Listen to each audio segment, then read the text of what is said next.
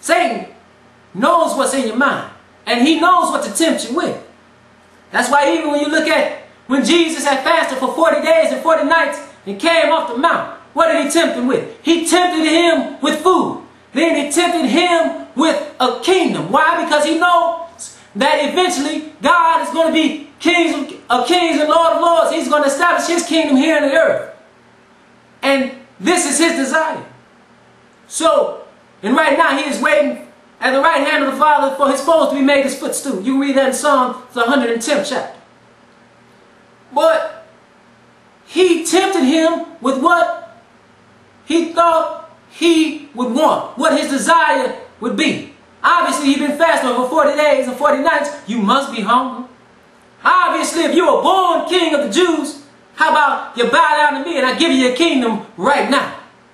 But no, Jesus aligned his will with the will of God. He knew he had a job to do, just like you have a job to do. You can't succumb to the flesh. You cannot succumb to the flesh.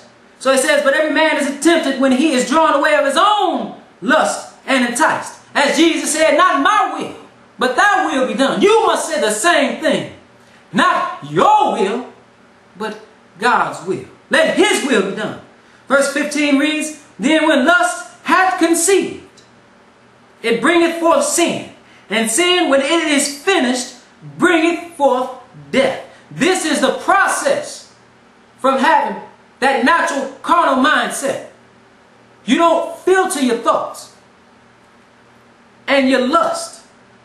You don't cast away those thoughts. So when you lust, those are the seeds that are planted and they grow into sin.